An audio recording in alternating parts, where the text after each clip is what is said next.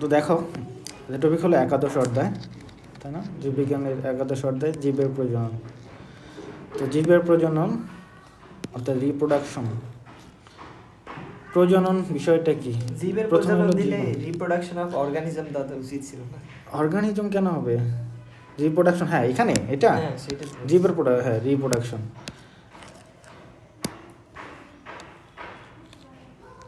কথা হলো যে এখানে বিষয়টা কি, যে আমাদের জীবের প্রজনন টপিকটা রিপ্রোডাকশন কেন ব্যবহার করা হয় ওটা পরে আসতেছি, কেন ব্যবহার করে রিপ্রোডাকশন। প্রোডাকশনও তো দেওয়া যাইতো, কেন রিপ্রোডাকশন, হ্যাঁ তাই না? বারবারই তো তৈরি করে, তাহলে হ্যাঁ রিপ্রোডাকশন এই জন্য বিষয়টা ওখানে বলতেছি। তো জীবের, জীব বলতে আমরা জানি কি উদ্ভিদ এবং প্রাণী উভয়। প্রজনন বলতে কি বোঝায়? প্রজনন বলতে বোঝায় কোনো একটা জীব তার যে প্রতিরূপ তৈরি করবে, এই প্রতিরূপ তৈরি করার প্রক্রিয়াটা হলো আমাদের প্রজনন। যে প্রতিরূপের কথার মধ্যে আমাদের রিপ্রোডাকশনের বিষয়টা চলে আসে। প্রতিরূপ মানে একটা জিনিস ছিল, ওটা থেকে ওই রকম আবার পুনরায় কোনো কিছু একটা তৈরি করা, এটা কি বলা হবে? রিপ্রোডাকশন। ঠিক আছে, এই জন্য আর কি। আর রিপ্রোডাকশন কাদের মধ্যে হয়? রিপ্রোডাকশন হয় শুধুমাত্র জীবের কারণেই, কারণ এদের থেকে এদের প্রতিরূপ তৈরি করা হয়। তাহলে এখানে কেন আমাদের এই জন্য জীবের কিন্তু এখানে ইংলিশ ব্যবহার করতে হয় না। তার রিপ্রোডাকশন শব্দটা কার সাথে যায়? জীবের প্রজননের সাথে যায়। উদ্ভিদের ক্ষেত্রে এটা শুধু প্রোডাকশন বলা হয়, শুধু প্রোডাকশন মানে উদ্ভিদ বলতে মানে এই বস্তুর ক্ষেত্রে প্রোডাকশন শুধু বলা হয়, কিন্তু এই যে জীব উদ্ভিদ এবং প্রাণীর ক্ষেত্রে বলা হয় রিপ্রোডাকশন, প্রজননকে। এই জন্য এখানে আলাদা করে জীব টিপ ইউজ করা হয়। ওটার কারণ কি? শুধু প্রোডাকশন আর রিপ্রোডাকশন। প্রোডাকশন বলতে কি, যে একটা থেকে অন্য একটা জিনিস না, যে ওই কোলন করা হয় না এখানে, কোলনিং একের বিষয় না এখানে। এখানে হলো যে একটা মানুষ ছিল, ওই মানুষ থেকে বা মানুষটা কি করলো, তার মতো অন্য একটা জিনিস তৈরি করলো, এটা কিন্তু রিপ্রোডাকশন। ওখান থেকে এটা বলা হয় কি, রিপ্রোডাকশন বলা হয় তাকে। ওকে, তো এখানে আমাদের তাহলে দুইটা জিনিস শিখবো আমরা, উদ্ভিদের প্রজনন এবং প্রাণীর প্রজনন। ঠিক আছে, তো প্রাণী বলতে এখানে আমাদের হিউম্যান মানুষের প্রজনন শিখবো। উদ্ভিদ বলতে আমরা যে মেইনলি যে উন্নত শ্রেণীর উদ্ভিদগুলা, সপুষ্পক উদ্ভিদগুলার মেইনলি আমরা এখানে প্রজননটা শিখবো আর কি। তো এখানে কি বলছে, প্রজনন বা রিপ্রোডাকশন জীবের অন্যতম কি বৈশিষ্ট্য। জীব তার জীবদ্দশায় নিজের প্রতিরূপ সৃষ্টির মাধ্যমে তার প্রজাতিকে বাঁচিয়ে রাখে, তাই না? ভিন্ন ভিন্ন জীবের প্রজনন প্রক্রিয়া ভিন্ন ভিন্ন হতে পারে। ভিন্ন প্রাণীর মধ্যে প্রজনন প্রক্রিয়া বৈশিষ্ট্যগুলো লক্ষণীয়। তখন দেখো আমাদের জানি যে আমরা অকোষীয় জীব থেকে শুরু করে একদম সুগঠিত কোষ বিশিষ্ট বহুকোষী প্রাণী এবং অঙ্গতন্ত্র গঠনমাত্রার প্রাণী, এর প্রাণীর মধ্যে কত বৈচিত্র্য। এবং উদ্ভিদের ক্ষেত্রে এরকম আমরা দেখি এককোষী বহুকোষী, এরকম আমরা উদ্ভিদ দেখে থাকি। তো এই যে বিভিন্ন গঠনমাত্রার প্রাণী, কেউ উন্নত কেউ অনুন্নত, কেউ পুষ্পক কেউ অপুষ্পক, তাই না? কেউ নগ্নবীজি কেউ অব্রতবীজি। তো বিভিন্ন ধরনের উদ্ভিদ আছে, তাদের ক্ষেত্রে প্রজনের যে প্রক্রিয়াটা, এটার মধ্যে বিভিন্ন ধরনের বৈচিত্র্য দেখা যায়। অকোষীয় জীব কোনটা যেন বলো তো? অকোষীয় জীব, হ্যাঁ অকোষীয় জীব কাকে বলা হয়? ভাইরাস ও ব্যাকটেরিয়া। ব্যাকটেরিয়া না, ভাইরাস হলো অকোষীয়, শুধু একটাই ভাইরাস। কারণ এখানে কোষ তৈরি হয় না, তার কোন কোষ তৈরি হতে যে জিনিসগুলো লাগবে এগুলো নাই। সাইটোপ্লাজম, নিউক্লিয়াস বা নিউক্লিয়ার যে না, ওইভাবে সাইটোপ্লাজম নাই, বা সাইটোপ্লাজম অঙ্গাণুগুলো নাই এখানে। শুধুমাত্র যেটা আছে যে আমাদের ওই প্রাচীর দ্বারা ঘেরা লিপিড প্রোটিন, এর প্রাচীর দ্বারা ঘেরা, মাঝে শুধু কি থাকবে না, হ্যাঁ লিপিড প্রোটিন বা লেয়ার দ্বারা যে মানে একটা প্রাচীরের মধ্যে ভেতরে কি থাকে, শুধুমাত্র আমাদের কি থাকবে, নিউক্লিক অ্যাসিড থাকে, ডিএনএ আর আরএনএ থাকে, আর কিছুই থাকে না। ভাইরাসের মধ্যে আর কিছু থাকে না, এই জন্য এটাকে কি বলা হয়, এটা কিন্তু অকোষীয়, কোষ হয় না কিন্তু এটা। এবং একটা মজার বিষয় যে ভাইরাসকে কেউ বলে জীব, কেউ বলে জ্বর। জানো কেন জীব কেন জ্বর বলা হয়? তার কারণ এই ভাইরাস তার জীবদ্দশায় যখন কোনো একটা জীবের দেহে প্রবেশ করে, তখন সেটা জীবের মতো আচরণ করে এবং সেটা ক্লোনিং করে, বংশ বিস্তার করে। এবং জীব দেহের বাইরে যখন যায় তখন কি করে, জ্বরের মতো আচরণ করে। কেন, কিভাবে? যখন জীব দেহের ভেতরে থাকে তখন কি করে, এই যে ডিএনএ আর আরএনএটা কি আমাদের এই প্রাচীরের ভেতরে থাকে, প্রাচীরের ভেতরে থাকে, তখন সে জীবের মতো আচরণ করে, সে বংশবৃদ্ধি করতে পারে। ঠিক আছে, কিন্তু যখন এটা জীব দেহের বাইরে যায়, এই নিউক্লিক অ্যাসিডটা প্রাচীর ভেদ করে বাইরে চলে আসে। বুঝতে পারছো? আচ্ছা তখন এটার মধ্যে আর জীবীয় বৈশিষ্ট্য থাকে না, এটা জড় বস্তুর ন্যায় বাতাসের ধুলাবালির মধ্যে উড়ে বেড়ায়। ঠিক আছে? যখন আবার শরীরে যখন এটা আবার শরীরে প্রবেশ করবে পরিবেশ থেকে, তখন আবার এই ফাংশনটা ঘটে, বাইরে থেকে ডিএনএ আরএনএ ভেতরে প্রবেশ করে। মানে ওটা আবার প্রবেশ করে কিভাবে? বিভিন্ন ব্যাখ্যায় প্রবেশ করে, যে লেয়ারের ভেতর দিয়ে প্রবেশ করে আর কি। তখন এটা কি করবে? জীবের মতো আচরণ করে। বুঝতে পারছো? আচ্ছা বুঝছি। এই জন্য বলা হয় ভাইরাস কখনো জীবের মতো কখনো জ্বরের মতো আচরণ করে, এবং এটা অকোষীয়। ওকে, আর ব্যাকটেরিয়া তো জানি আমরা আদিকোষীয়। হ্যাঁ আদিকোষীয়, ওটা তো নিউক্লিয়াস। ওকে, এখন দেখো যে যেটা টপিক, যে জীবের প্রজননের ধারণা এবং গুরুত্ব। প্রজননের গুরুত্ব তো অবশ্যই আছে, তাই না? প্রজনন যদি না হতো তাহলে একটা জীব থেকে আরও জীব তৈরি হতো না, তাহলে একটা নির্দিষ্ট লিমিটেশন অবধি থাকতো, পরে সব জেনারেশন মরে যেত। তো গুরুত্ব অবশ্যই আছে। দেখো, জীবের ক্ষেত্রে জন্ম হলে মৃত্যু অবধারিত। জীবনে শুধু যদি মৃত্যুই হতো তাহলে পৃথিবীতে একসময় যে সকল প্রজাতির অস্তিত্ব, সব প্রজাতির কী হতো? অস্তিত্ব বিলীন হয়ে যেত। কিন্তু প্রকৃতপক্ষে তা হয়নি, কারণ একদিকে পৃথিবীতে যেমন জীবের মৃত্যু হয়, অন্যদিকে প্রজননের মাধ্যমে জীবের কি হয়? জন্ম হচ্ছে। সব পড়ানো হ্যাঁ। না লাইনগুলো তাহলে লাগবে, তাহলে দেখো এটা মানে আমরা জানি এগুলো। এখন দেখো তো এই যে প্রজনন যেটা বললাম, প্রজনন হতে পারে আমাদের উদ্ভিদ প্রাণীভেদে বিভিন্ন প্রকার হতে পারে। যেমন প্রজনন পর্যন্ত কয় প্রকার বলো তো? দুই প্রকারে, একটা যৌন, একটা হলো অযৌন। ঠিক আছে? যৌন বলতে কি বোঝায়? যেখানে আসলে কি শুক্রাণু এবং ডিম্বাণু নিষেকের মাধ্যমে জাইগোট তৈরি করার মাধ্যমে বংশবিস্তার হয়, বংশবৃদ্ধি হয় বা নতুন প্রজন্ম তৈরি হয়, তাকে যৌন প্রজনন বলা হয়ে থাকে। অযৌন বলতে এখানে আমাদের এই যে শুক্রাণু ডিম্বাণু এখানে প্রয়োজন হয় না। অযৌনটা হতে পারে বিভিন্ন মাধ্যমে, উদ্ভিদের ক্ষেত্রে বিভিন্ন কাটিংয়ের মাধ্যমে, বিভিন্ন কলেজের মাধ্যমে হতে পারে, স্পোর উৎপাদনের মাধ্যমে হতে পারে। ঠিক আছে? আর যৌন জন্ম অবশ্যই কি হয়? মিওসিস হয়, এখানে হয়ে থাকে আর কি। ঠিক আছে? মিওসিস হতে গেলে আমাদের কি লাগে? শুক্রাণু ডিম্বাণু। মিওসিসের মাধ্যমে কি তৈরি হয় বলো তো? জায়গা তৈরি হয়। মিওসিসের মাধ্যমে জায়গা তৈরি হয়, জননকোষ, শুক্রাণু ডিম্বাণু তৈরি হবে আর কি। এবং এগুলো মিলিত জায়গা তৈরি করে সেটাতে উদ্ভিদ তৈরি হবে।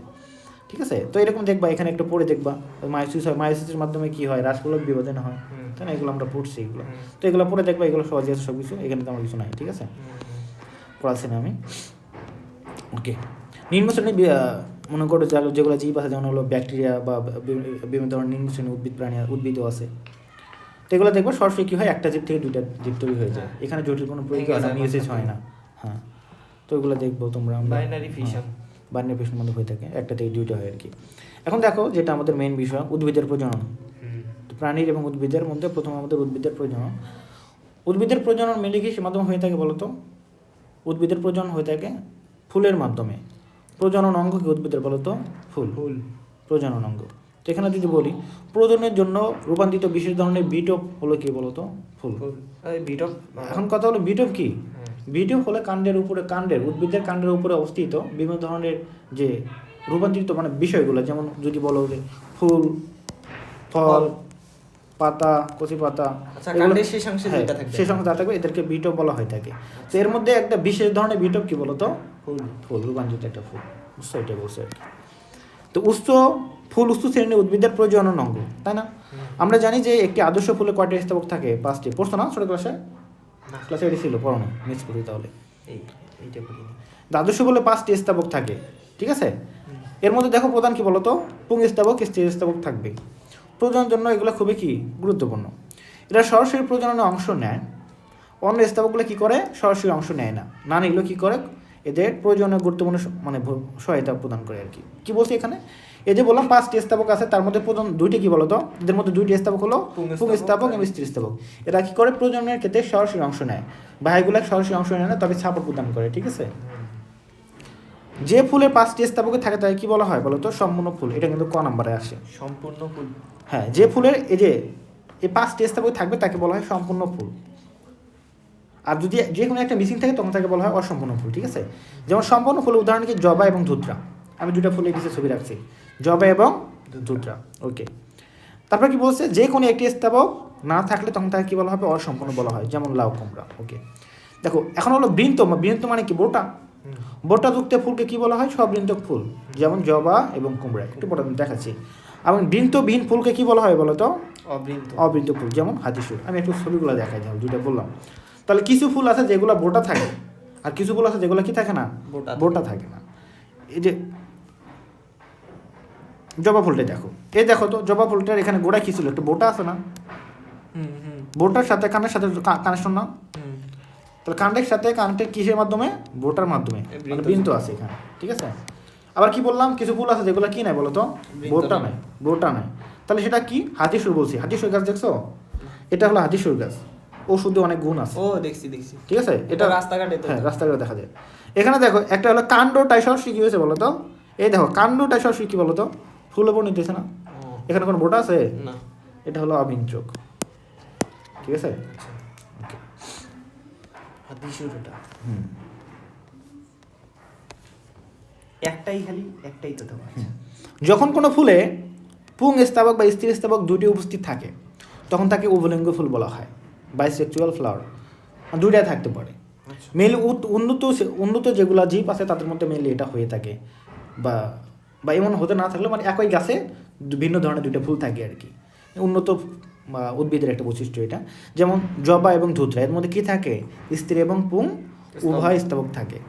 তো পুং স্তাবক বা স্ত্রী স্তাবকের যে কোনো একটি অনুপস্থিত থাকলে তাকে কী বলা হবে, একলিঙ্গ ফুল বা ইউনিসেক্সুয়াল ফ্লাওয়ার বলা হয় তাকে। কী কী বলো তো এখানে, লাউ, কুমড়া, এবং দুটি অনুপস্থিত থাকলে তাকে কী বলা হয়, ক্লিপ ফুল বলা হয় থাকে। তাহলে ক্লিপ ফুল কি প্রজনন করতে পারবে না, এর প্রজনন ক্ষমতা থাকে না, ঠিক আছে, হতে পারবে তৃতীয় লিঙ্গের মতো আর কি, ঠিক আছে। এখন দেখো এই যে ফুলের বললাম কয়টি স্তবক আছে, 5টি স্তবক আছে সম্পূর্ণ ফুলে, তবে সকল ফুলে সবটি 5টি থাকে না আর কি। তো দেখো এই যে অংশগুলো কি কি, যেহেতু পড়ো নাই ক্লাসে, এটা বলে তো এটা 6 এ পড়ছি তো, 6 এ অত ভালো করে পড়ো নাই, ক্লাসে 8 ছিল, 6 এ শুধু নামগুলো দেওয়া আছে। হ্যাঁ ক্লাসে 8 ছিল। পুষ্পাক্ষ, পুষ্পাক্ষ কাকে বলা হয়, থ্যালামাস। দেখো পুষ্পাক্ষ সাধারণত গোলাকার এবং ফুলের বৃন্ত শীর্ষে অবস্থান করে, এর উপরে কি এর 4টি স্তবক কি থাকে, সাজানো থাকে। অর্থাৎ একটা ফুলের যদি আমরা এই যে এটা একটা ফুলে দেখো, ফুলের সবগুলাকে যে ধারণ করতেছে সেটা কি বলতো, এই পুষ্পাক্ষ। দেখো পুষ্পাক্ষর উপরে সবগুলা কি আছে, দাঁড়ায় আছে না, তো এটা হলো পুষ্পাক্ষ। তার উপরে যে বাকি যে 4টি স্তবক আছে এগুলা মানে শুধু এইটুকু পুষ্পাক্ষ, হ্যাঁ এই যে এই সাইডটা, হ্যাঁ হ্যাঁ ফানেলের মতো, হ্যাঁ হ্যাঁ এটুকু পুষ্পাক্ষ। পুষ্পাক্ষ ঠিক উপরে দেখো কি থাকে বলতো, বৃতি থাকে। এই কি থাকবে, বৃতি। বৃতি মানে বৃতিকে যে এককভাবে কি বলা হয়, বৃতাংশ, আচ্ছা সবগুলো সমষ্টি বৃতি বলা হয় তাকে। তারপরে দেখো এই যে বড় বড় পাতার মতো দেখা যাচ্ছে পাপড়ি, দল বা দল বলা যায়, বা দলমণ্ডল, ঠিক আছে, যেটাকে পাপড়ি বলা হয় থাকে। তারপরে দেখো ভেতরে কি আছে বলতো, স্তবকগুলো আছে, স্ত্রী স্তবক এবং পুংস্তবক। এই যে মাঝে যেটা দেখতেছো এটা কি বলতো, স্ত্রী স্তবক। এই চারপাশে দেখো এই যেগুলো আছে এটাগুলো কি বলতো, পুংস্তবক। তবে সকল ফুলের ক্ষেত্রে কিন্তু এভাবে সাজিয়ে থাকে না, বিভিন্ন থাকে। এগুলো আমরা দেখবো কোন ফুলে কিভাবে সাজানো থাকে, এগুলো এমসিকিউ আসবে, আমি দেখাবো একটু পরে। তাহলে দেখো বৃতি বা ক্যালিক্স বলা হয়। ফুলের বাইরের স্তবককে কি বলা হয়, বৃতি। এটা মনে রাখতে হবে, ফুলের সব থেকে বাইরের স্তবক কি বলা হয়, বৃতি বলা হয়। এটা কিন্তু এমসিকিউ আসে। বৃতি খণ্ডিত না হলে তাকে কি বলা হবে, যুক্তবৃত্তি। এবং যদি যুক্তবৃত্তি, কিন্তু যখন এটি সম্পূর্ণরূপে খণ্ডিত থাকে তখন তাকে কি বলা হয়, বিযুক্ত বৃত্তি। অর্থাৎ বৃত্তিগুলো একে অপরের সাথে কি থাকতে পারে, যুক্ত থাকতে পারে, আবার খণ্ডিত অবস্থায় থাকতে পারে। এর প্রত্যেকটি খণ্ডকে বৃত্তাংশ বলা হয়, যেটা দেখলাম আমরা। এই যেখানে দেখতেছো এখানে যে খণ্ড আকার থাকতে পারে, একত্র লেগে থাকতে পারে। সবুজ বৃত্তি খাদ্য উৎপাদনে কি করবে, অংশ নেয়, হ্যাঁ খাদ্য প্রস্তুতের কাজে অংশ নেয়। কিন্তু রঙিনটাও করতে পারে না, না অনেক দেশে যে হচ্ছে গাছের পাতা রঙিন হয়। কে বলছে সব গাছের কোথায়, এই যেমন যেগুলা গাছের পাতা রঙিন হয়, দেখবা ওখানে পুরো গাছটা রঙিন হয় না, সেখানে স্লাইটলি পরিমাণ, হালকা পরিমাণ। আসলে দেখো উদ্ভিদের পাতা সবুজ করে কে, রঞ্জক কণিকা। রঞ্জক কণিকার নাম কি, সবুজ করে যেটা, ক্লোরোফিল। খাদ্য উৎপাদনের জন্য সহায়তা করে শুধুমাত্র কি বলতো, ক্লোরোফিল। আচ্ছা, তার মানে বাকি রঞ্জকগুলোর পরিমাণ বেশি থাকে, এটা বলা যায় নাকি? তুলনামূলকভাবে বেশি থাকে, এগুলো কালার হয় আর কি। এদের প্রধান কাজ কি বলতো, প্রধান কাজ হলো যে ফুলের ভেতরের অংশগুলোকে রোদ, বৃষ্টি এবং পোকার আক্রমণ থেকে রক্ষা করা। তবে যখন বৃতি রং বেরঙের হয় তখন তা পরাগণের সাহায্য করে, অর্থাৎ পরাগণের মাধ্যম হিসাবে কাজ করে। পোকামাকড় এগুলোকে কি করে, আকর্ষণ করে। পরাগায়ন তো বোঝো, একটু পরে আমরা বিস্তারিত জানবো। অর্থাৎ পরাগরেণু তো বোঝো নাকি, হ্যাঁ আচ্ছা। পরাগরেণুগুলো কি করে, এই যে মনে করো আমাদের পুংকেশর থেকে স্ত্রী কেশরের মধ্যে স্থান করাটাই পরাগায়ন বলা হয়। এটাকে কি করে, হ্যাঁ তাহলে এই যে পরাগায়নের সহায়তা করে। যখন বৃতি যখন কালারফুল হয় তখন ওটা দেখে বিভিন্ন ধরনের পশু পাখি আকর্ষিত হয়, মানে পশু পাখি যে পোকামাকড় গুলো পতঙ্গগুলো আকর্ষিত করবে, ফলে এগুলো ঘুরে ঘুরে বেড়াবে, মধু সংরক্ষণ করবে, পরাগায়ন করবে। ঠিক আছে, তারপর আমাদের মানুষের দ্বারা হয় একটা, যে ফুলটা ভালো লাগে ওটা আমরা ধরি, ধরি বা সিরিজ, ওটা পরে ব্যাপার, সিলটা তো শেষই, লাইভে শেষ। তবে আমরা তো অনেক ভালো মানুষ আছে না যারা একটু দেখি বা ধরি দেখি একটু, আমরা তখন পরাগায়ন সহযোগিতা করতে পারি। তো এখানে যেটা বললাম, এখানে এই যে বৃত্তি, যেটা কথা বৃত্তির কথাটা বললাম, বৃত্তিটা আসলে কি, যে এই দেখো, এই যে এখানে আমরা দেখতেছি বৃত্তিটা প্রাইমারি লেভেলে যখন একটা ফুল যখন অঙ্কুরিত অবস্থায় থাকে, ঠিক আছে, তখন দেখবো এই যে বৃত্তিটা ঘিরে রাখে, পুরো ফুলটাকে ঘিরে রাখে, এভাবে না, বৃত্তিটাকে এই যে ঘিরে রাখে, হ্যাঁ, এর মধ্যে দেখি এই যে কুলি বের, মানে কি, এই যে ফুলের কলি বের হয়ে যায় না, এইভাবে এটা ঢাকা থাকে, বের হয়, ধীরে ধীরে কি হবে, এটা ফেটে যায়, নিচে পড়ে যায়, আর ফুলটাই উপরে দিকে উঠে যায়। ওই যে শাপলা কলি মার্কা দিছে এনসিবিকে, যখন ওখানে ঢেকে আছে না শাপলা ফুলের ভেতরটাকে, ভেতরের মধ্যে ফুল আছে, তার মানে ফুল যখন উঠবে ওটা নিচে পড়ে যাবে, এটাই হলো বৃত্তি। ওকে, তো প্রাইমারি লেভেলে ওই যে ফুলের কিন্তু বৃত্তিটা কিন্তু দেখবা যে কালারফুল, মানে ওইটা ঢাকা থাকার কারণ কি, একবারেই খুললে তো হইতো।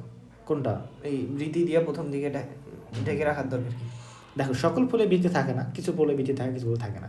তো একটা জিনিস মনে করো, যে কাভারিং করা জিনিস, একটা জিনিস কেন কাভারিং করা হয়?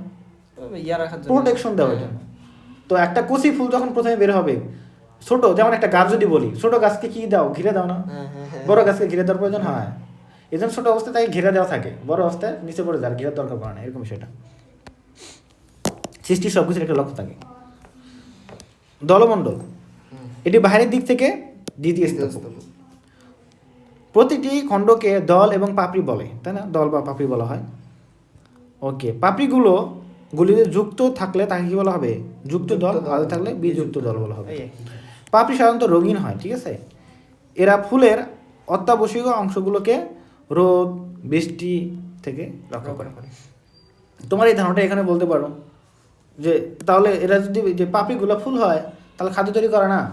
এই তো খাদ্য তৈরি করার দরকার নাই, উদ্ভিদের গাছ, পুরা গাছের পাতাগুলো কি করছে, পাতাগুলাই তো খাদ্য তৈরি করে এদেরকে সাপ্লাই দেয়, বুঝো না?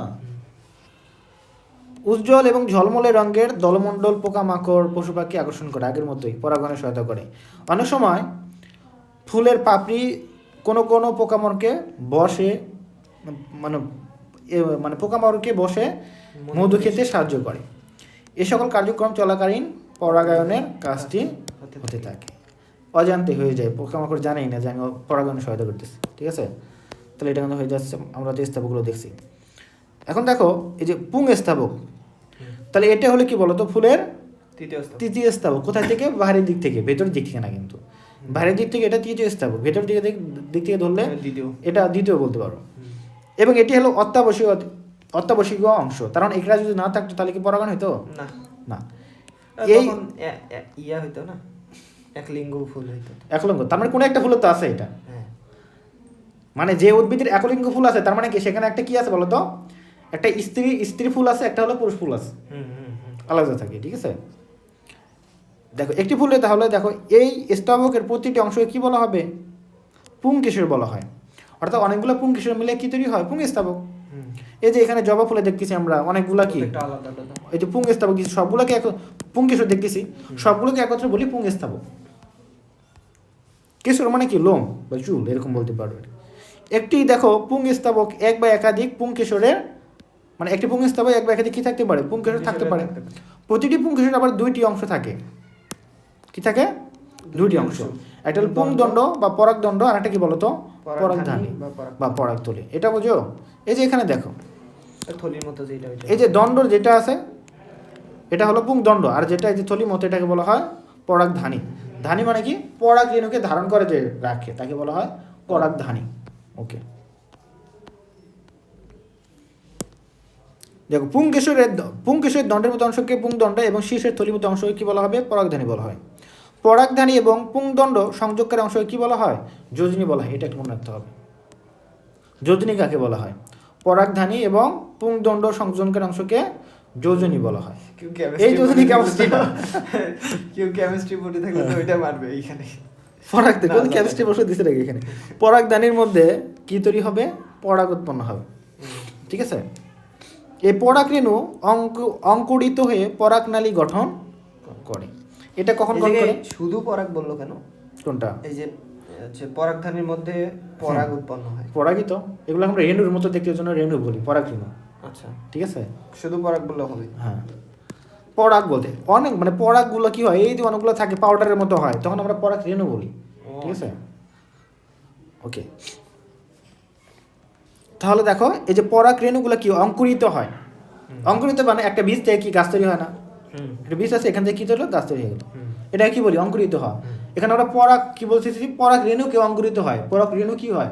অঙ্কুরিত হয়। সেটা কিভাবে দেখি জানো? পড়তে পড়ো না, এটা। না। তো এটা আমরা দেখবো যে পরাগ রেণু মনে করো যখন কোনো একটা ফুলের শিশু ভাগে পড়ে, মনে করো এটা এখানে পড়লো, একটা পরাগ রেণু আসলো, এটা কি হবে? কই থেকে পড়বে এটা? পরাগায়ন কিভাবে হয়? অন্য একটা ফুল যেমন এখান থেকে এখানে চলে গেল, বাতাসে যেতে পারে, ও আচ্ছা, আবার পতঙ্গের সংস্পর্শে যেতে পারে, মানুষের সংস্পর্শে যেতে পারে। এই পরাগ রেণুটা যখন পরাগধানী থেকে এই যেটা বলা গর্ভ মুন্ড দেখবো, এখানে যখন হবে এটা তখন পুষ্টি নিয়ে কি করবে? এটা কি করবে? একটা নালীর মধ্যে, টিউবের মধ্যে হবে, এই ভিতর দিয়ে একটা নালী প্রবেশ করবে। এটা কিন্তু তৈরি হলো কোথা থেকে? পরাগ রেণু থেকে।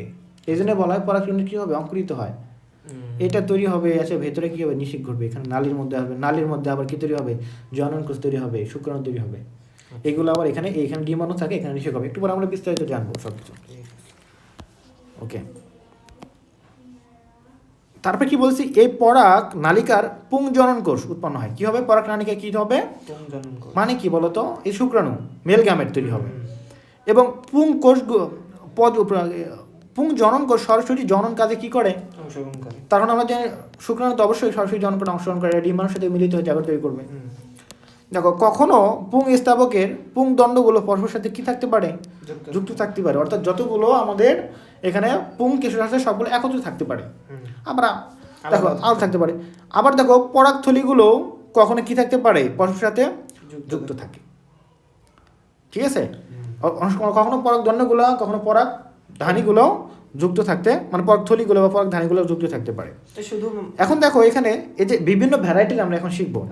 এইখানে কথা হচ্ছে এই যে পরাগ ধানীগুলো একসঙ্গে যুক্ত থাকলে পরাগ দণ্ডও তো একসঙ্গে যুক্ত থাকার কথা না, ওইভাবে থাকে না, আমরা একটু দেখবো। মাথার দিকে গিয়ে একত্র হয়, এরকম হয়। ঠিক আছে, দেখো পরাগদণ্ড এক গুচ্ছে থাকলে কি বলতো? পরাগদণ্ড এক গুচ্ছে থাকলে, একটা গুচ্ছের মতো বান্ডেলের মতো যদি থাকে, তখন তাকে বলা হয় একগুচ্ছ বা মনো। এই দেখো এটা মনো ছিল, শব্দটা কি থেকে কি ছিল বলতো? মনো। মনো অ্যাডেল ফোয়াস ছিল, কিন্তু এখান থেকে কি হয়েছে? দুটো একত্র করলে কি হয়েছে বলতো? মন অ্যাডেল ফোয়াস। ঠিক আছে, তো এটা বলতে কি বোঝায়? এক গুচ্ছ। যেমন কি বলতো? জবার ক্ষেত্রে কি হবে বলতো? এখানে হ্যাঁ, পরাগদণ্ড এক গুচ্ছে থাকলে, অর্থাৎ পরাগদণ্ডগুলো কি থাকবে? একটা গুচ্ছের মতো থাকবে। অর্থাৎ নিচের দিকে কি থাকবে? এইভাবে একটা সাথে আর একটা লাগানো থাকে, একটা গুচ্ছের মতো থাকে, তারপরে উপর থেকে বের হয়ে আসে। এটা ঠিক আছে, এটা যদি ভেতরে ছিঁড়ে দেখো বুঝতে পারবা। এই যে এখানে দেখো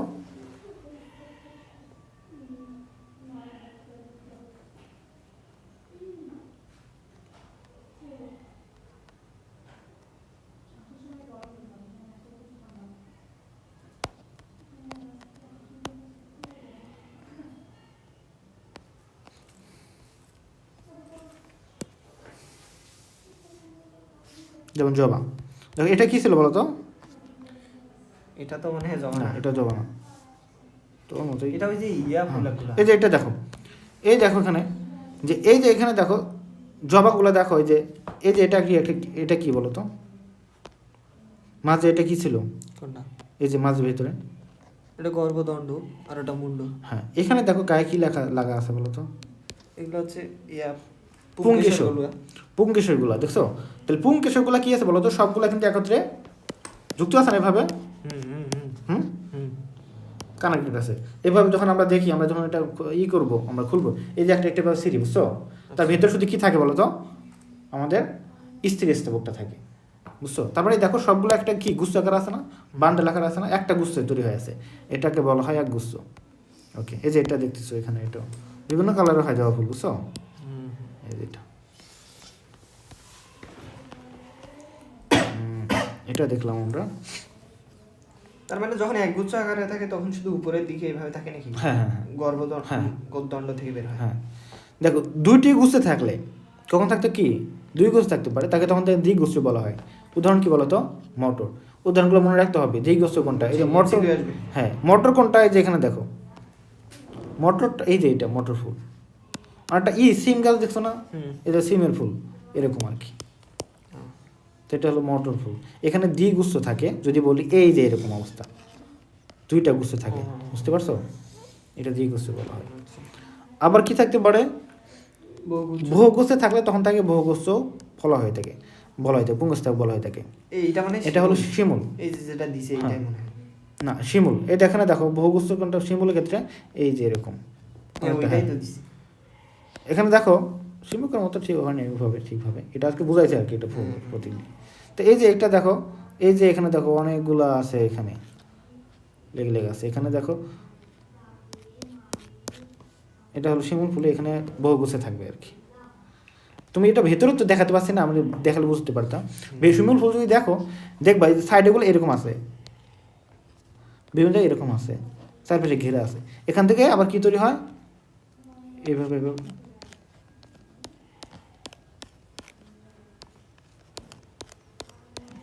এক একটা করে গুচ্ছ, এখান থেকে একটা গুচ্ছ থেকে অনেকগুলো কি তৈরি হয় বলো তো? পুংকেশর তৈরি হয়, এরকম থাকে, বুঝতে পারছো? এই যে এখানে দেখো বান্ডেল বান্ডেল দেখা যাচ্ছে এখানে, মানে যে এই কয়টা নিয়ে একটা বান্ডেল ছিল এখানে, এই কটা 4টি এক বান্ডেল, এই যে এই কটা নিয়ে একটা বান্ডেল ছিল এখানে, এই কটা নিয়ে একটা বান্ডেল, এই কটা বান্ডেল, এটা একটা বান্ডেল, এই কটা বান্ডেল, এই যে এখানে এই যে কটা বান্ডেল, অথবা কয়েকটা এই যেভাবে হয়, এই যে এরকম, বুঝছো? ফুলের তোড়ার মতো আর কি। হ্যাঁ, অনেকগুলো ফুলের তো অসুবিধা থাকে মনে করে এরকম। ওকে, তাহলে এগুলো কিন্তু উদাহরণগুলো মনে রাখতে হবে। আবার দেখো যখন পরাগধানী এক গোছে থাকে, পরাগধানী, তখন তাকে কি বলা হবে? যুক্তধানী, বুঝছো? বা সিনজেনেসিয়াস, এটা মনে রাখতে হবে। সিনজেনেসিয়াস বলা হয় বা যুক্তধানী বলা হয়ে থাকে যখন পরাগধানীগুলো এক গোছে থাকে, যেটা বললাম। এটা নিচে দেখো, দেখো এখানে পরাগ মানে পুংদণ্ডগুলো কিন্তু কানেক্টেড নাই, বাট কি বলতো? কোনটা? যুক্তধানী, এই যে এটা দেখো, দণ্ডগুলো কিন্তু আবার আছে, কিন্তু দেখো এই পরাগধানীগুলো কি হয়েছে? একত্রে হয়েছে। ও আচ্ছা আচ্ছা, মাথাটা। হ্যাঁ, তখন এটাকে কি বলা হয় বলতো? যুক্তধানী, ঠিক আছে? দিকে বিচ্ছিন্ন থাকে। হ্যাঁ, ধানীটা যুক্ত হবে। এটা উদাহরণ কি বলতো? যুক্তধানী উদাহরণ তুমি ধরতে পারো, এই যে কুমড়া ফুল আছে না, কুমড়া, এই যে এখানে দেখো, এখানে দেখা যাচ্ছে এই যে মাথার দিকে এখানে সবগুলো কি যুক্ত হয়ে থাকে, ঠিক আছে? এটা একটু মনে রাখতে হবে। অনেক সময় এটাকে উদাহরণ অনেকে বলে কি ফুল? সূর্যমুখী ফুল। তো এই যে এটা হলো উৎকৃষ্ট উদাহরণ, বোঝা যায় যে অনেকগুলো এই যে এভাবে যায়, এই মাথায় গিয়ে একত্র হয়, ঠিক আছে? এরকম হয় আর কি। পরটা কি বলছে? মুক্ত অবস্থায় বা পুংকেশর, এটা বললাম, তার মুক্ত অবস্থায় এবং পুংকেশরের মুক্ত অবস্থায় থাকবে আমাদের যে পুংদণ্ডগুলো, এবং পুংকেশরের দরমণ্ডলের সাথে কি থাকবে? যুক্ত থাকলে তখন তাকে কি বলা হয়? দল লগ্ন পুংস্তব বলে। অর্থাৎ কি থাকে বলতো? ওই পুংকেশরগুলা এই যে পাপড়ির সাথে লেগে লেগে থাকে। কিসের ক্ষেত্রে এটা দেখা যায়? এই যে ধুতরার ক্ষেত্রে দেখা যায়। ধুতরার ক্ষেত্রে কি হয় বোঝা যাচ্ছে না ভাবে, এই যে এর পাশ যে থাকে, মানে ভেতরের দিকে লেগে থাকে, যে এখান থেকে লেগে লেগে থাকে, ঠিক আছে? মানে পাপড়ির গায়ে লাগা, পাপড়ির গায়ে লাগা থাকে। এই যে এখানে দেখা যাচ্ছে, তুমি দেখতে পারবা, এটা পাপড়ি না, পাপড়ি গোড়া না। এই দেখো, এই যে একটা গোড়ার দিকে দেখো, এই যে দেখা যাচ্ছে না, এটা কিন্তু কিসের বলতো? পুংদণ্ডের রেখা, সুতার মতো। হ্যাঁ, সুতার মতো। এই উপর দিয়ে উঠে ভেতর দিকে উঠে আসে। এগুলো তো দেখছো, ধুতরা চেনো? ধুতরা একটা হয় না, ফলের মতো হয় না, কাঁটাযুক্ত। এটা কিন্তু বিষাক্ত, খালি মানুষ মারা যাবে। হ্যাঁ, ধুতরা আমাদের একটা টপিক আছে, অবশ্য দেখিনি ধুতরা। ওকে, জঙ্গলে মনে হয় বেশি হয়, গ্রাম এলাকায় হয় আর কি। তো এটা পড়বা, এগুলা কোনটা উদাহরণটা এগুলো দেখবা। এখন দেখো স্ত্রী স্থাপক। স্ত্রী স্থাপক বা গর্ভকেশরের অবস্থান ফুলটির কেন্দ্রে হয়, মাঝে। এটি ফুলের আর একটি অত্যাবশ্যকীয় স্থাপক। এর মধ্যে কি থাকবে? স্ত্রী স্থাপক এক বা একাধিক গর্ভপত্র নিয়ে গঠিত হতে পারে। একটি গর্ভপত্রের তিনটা অংশ থাকে। কি কি বলতো? গর্ভাশয়, নিচের অংশ থাকবে এটা গর্ভদণ্ড এবং গর্ভমুণ্ড। তো আমরা এই যে চিত্রতে দেখলাম এখানে, এই যে এটা হলো গর্ভাশয়, তারপর এটা গর্ভদণ্ড, এটা গর্ভমুণ্ড, তিনটে অংশ আছে। এই যে গর্ভাশয়ের মধ্যে কি থাকবে? ডিম্বাণু থাকবে, ঠিক আছে? ডিম্বাণুগুলো থাকে আর কি। অর্থাৎ স্ত্রী জনন কোষগুলো থাকে বা জনন নিউক্লিয়াস থাকে, এর মধ্যে একটা থাকে মাত্র ডিম্বাণু। তো এগুলো বাকিগুলা? আমি পড়বো, এগুলো বিস্তারিত পড়ি। দেখো, যখন কতগুলো গর্ভপত্র নিয়ে একটি স্থিতিস্থাপক গঠিত হয় এবং এরা সম্পূর্ণভাবে পরস্পরের সাথে যুক্ত থাকে, তখন তাকে কি বলা হয়? যুক্ত গর্ভপত্রী বলা হয় থাকে। আবার যদি আলাদা থাকলে তখন কি বলা হবে? বিযুক্ত গর্ভপত্রী। অর্থাৎ মানে কি হতে পারে, যেমন আমাদের পুংকেশর বললাম না, অনেকগুলো হতে পারে, এই ক্ষেত্রেও কিছু ক্ষেত্রে হতে পারে, ঠিক আছে, একাধিক থাকতে পারে। গর্ভাশয়ের ভেতরে এক বা একাধিক কি থাকতে পারে? ডিম্বক বিশেষ নিয়মে শরীর থাকতে পারে। এইসব ডিম্বকের মধ্যে স্ত্রী প্রজনন কোষ অর্থাৎ ডিম্বাণু সৃষ্টি হয়ে থাকে। এই ডিম্বাণুই পুংস্থাবকের মতো সরাসরি জনন কাজে কি করে? অংশগ্রহণ করে। এই যে ডিম্বক বললাম, আমরা বলি এটা আসলে নিউক্লিয়াস বলি, জনন নিউক্লিয়াস বলা হয়। বলক্লেশের কথা, শুদ্ধ কথা, সঠিক কথা। তো জনন নিউক্লিয়াসের মধ্যে পার্থক্য, হ্যাঁ, ডিম্বক আর নিউক্লিয়াস, ডিম্বক বা ডিম্বাণু এর পার্থক্য অনেক আছে। একটা প্রজননের জন্য সুগঠিত হয়, ওই তোমাকে বলিনি ওটা, কোন ক্লাসের জন্য বললাম আর কি। মানে এটা হলো কি, মেনলি শুধু প্রজননের জন্য হবে, অর্থাৎ শুক্রাণুর সাথে যেটা মিলিত হবে, শুক্রাণু যাতে সামনে যে সাথে মিলিত হবে জাইগোট তৈরি করার লক্ষ্যে, সেটা হলো ডিম্বাণু। আর বাকিগুলো বিভিন্ন কাজ করে আমরা দেখবো। ও আচ্ছা, মানে ফুলের ক্ষেত্রে এটা হবে, বাকি ওই জন্য কোষ বলা হয় সবগুলো। হ্যাঁ, আমরা দেখবো একটু পরে। তারপর এখানে দেখবো আমরা ওগুলো বিস্তারিত দেখবো আর কি, জনন নিউক্লিয়াস বলা হয়। কিছু আবার শস্য তৈরি করে, ফল ফলতে ভিতর দিয়ে তৈরি হবে, ডিম্বাশয় থেকে তৈরি হয়, ফল বীজ অনেক কিছু তৈরি হয় আর কি, শস্য ফল অনেক কিছু ব্যাপার স্যাপার আছে, অনেক কিছু, এগুলো শিখবো পরবর্তীতে। তার মানে যেগুলো ফল তৈরি হয় না, ওগুলাই শুধু হচ্ছে ডিম্বক থাকে, ফল বা শস্য তৈরি হয় না। আমরা বিস্তারিত দেখবো বুঝবা ফুলের গঠন। তারপর দেখো পুষ্পমঞ্জরি। পুষ্পমঞ্জরি বলতে কি বোঝায়? দেখো, পুষ্পমঞ্জরি তোমরা সবাই দেখছো তো পুষ্পমঞ্জরি নাকি? অর্থাৎ অনেকগুলো ফুল একটা মানে একটা মানে দণ্ডের মধ্যে যুক্ত হয়ে আছে বা লেগে আছে এরকম। অনেক গাছের ছোট একটি শাখার ফুলগুলো কি বিশেষ একটি নিয়মে সাজানো থাকে। ফুল সহ শাখাকে কি বলা হবে? পুষ্পমঞ্জরি বলা হয় থাকে। যে শাখার ফুলগুলো সজ্জিত থাকে তাকে কি বলা হবে? মঞ্জুরি দণ্ড। এই যে এখানে দেখতেছো ঘাস ফুলের মনে হয় এরকম। ফুলগুলো দেখো, যে একটা দণ্ডের মধ্যে যুক্ত আছে, এটাকে বলে মঞ্জুরি দণ্ড। এটা পুষ্পমঞ্জরি, আর মঞ্জুরি দণ্ডকে পুষ্পমঞ্জরি দণ্ড বলা হয় থাকে। ওকে, এই সাজানোটা দেখো, এই শাখায় বৃদ্ধি কখনো কি হতে পারে? অসীম হতে পারে, কখনো কি সসীম হতে পারে, অর্থাৎ থেমে যেতে পারে। যদি বৃদ্ধিটা অসীম হয় তখন তাকে বলা হয় অনিয়ত পুষ্পমঞ্জরি। অর্থাৎ দেখো, এই যে এটা তো লম্বা বৃদ্ধি হচ্ছেই, দেখো ফুল হচ্ছে চারপাশে হচ্ছেই। আবার কিছু ফুল আছে বলতো, এখানে দেখো, এই যে এটা কিন্তু লিমিট একদম, দেখো কাণ্ডের গোড়া কাণ্ডের শীর্ষে ফুল হচ্ছে, এখানে বৃদ্ধি হবে আরো না, মানে বৃদ্ধি শেষ, সসীম এটা। আবার দেখো এখানে একটা তৈরি হচ্ছে যে কনিষ্ঠ ফুল, মানে ছোট তৈরি হচ্ছে আর কি। তো এরকম হতে পারে। তো এটাকে কি বলা হয় বলো তো? নিয়ত পুষ্পমঞ্জরি। বুঝতে পারছো? পরাগায়নের জন্য পুষ্পমঞ্জরির গুরুত্ব অনেক বেশি। তাহলে এটা অনিয়ত হলে তো হেলে যাওয়ার কথা এরকম হতেই পারে। এই দেখো না, বাঁকা হয়েছে, লাউ গাছ ডালের মতো। ফুল একটু অনেক বড় থাকবে, ফুলগুলো যখন এগুলো একটু বড় হতে শুরু হবে, কিন্তু গোড়াগুলো ফুল কি আগে ঝরে যাবে। প্রজননের প্রধান দুটি ধাপ হচ্ছে কি? তখন পরাগয়ন এবং একটা নিষেক। একটা পরাগয়ন, একটা নিষেক। অর্থাৎ পরাগরেণু পুংকেশর থেকে পরাগরেণু গর্ভমুণ্ডে স্থানান্তরিত হওয়াকে বলা হয় পরাগয়ন। আর নিষেক কাকে বলা হয়? ওই যে দুইটা একসাথে, এই যে ডিম্বক আর হচ্ছে শুক্রাণু এবং ডিম্বাণু মিলিত হওয়াকে নিষেক বলা হয়। এই দুইটা ধাপ আমরা পরবর্তী ক্লাসে জানবো। এই দুইটাই হলো মেনলি কথা। তার মানে পরাগরেণু হচ্ছে ওইখানে যাওয়ার পর বিভাজিত হয়ে হচ্ছে ওখানে গিয়ে, হ্যাঁ, পরাগ নালী তৈরি হবে। পরাগ নালীর ভেতরে ওই যে পরাগ রেণুটা, ওটা থেকে আবার কী তৈরি হবে? শুক্রাণু তৈরি হবে। দুইটা কোষ হয় মিললে, দুইটা শুক্রাণু হয়, বুঝছো? হ্যাঁ, একটা প্রাইমারি, একটা সেকেন্ডারি জন্ম কোষ। প্রাইমারিটা গিয়ে কী করবে? ওই যে যেটা বললাম, ডিম্বাণুর সাথে মিলিত হবে, আর ওটা গিয়ে অন্য একটা জিনিসের সাথে মিলিত হবে, যাকে সেকেন্ডারি নিউক্লিয়াস বলা হয়। মানে সবগুলো মিলে নিউক্লিয়াস, একটা হয় কি? ডিম্বাণু। তো এটা সেকেন্ডারি নিউক্লিয়াসের সাথে তৈরি হবে। সেকেন্ডারিগুলো অন্য কোনো কাজ করবে। হ্যাঁ, আবার ওই সাইডে আবার কিছু কোষ আছে, ওগুলো পড়াবো, দেখাবো, এগুলো দেখাই তোমাদের। এই যে এখানে দেখো, এই যে এটা কিন্তু একটা গর্ভাশয় চিত্র, বুঝছো? গর্ভাশয় দেখো অনেকগুলো কোষ আছে। এই দেখো, এখানে দেখো 3টা কোষ, এটাকে বলে প্রতিপাদ কোষ, ঠিক আছে? আর এই যে এখানে দেখো 3টা কোষ আছে।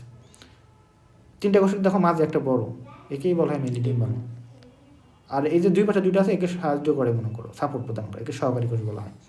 মাঝের মধ্যে দেখো উপর থেকে একটা আসে, এখান থেকে একটা, মেইনলি ছিল এখানে চারটাই, দেখো চারটে ছিল, তার এখান থেকে একটা আসে, এখান থেকে একটা যায়, মাঝে দুটো হলো, তাহলে তিনটা।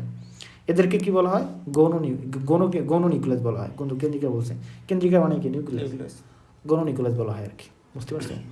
তো এগুলো এক একটা কাজ আছে, আমরা এগুলো পড়বো বিস্তারিত সামনে, এগুলো কীভাবে তৈরি হলো স্থিরণ থেকে, এগুলো ঠিক আছে। এটা মেনলি ইম্পর্টেন্ট পড়া। প্রাণীর প্রজনন আছে এখানে,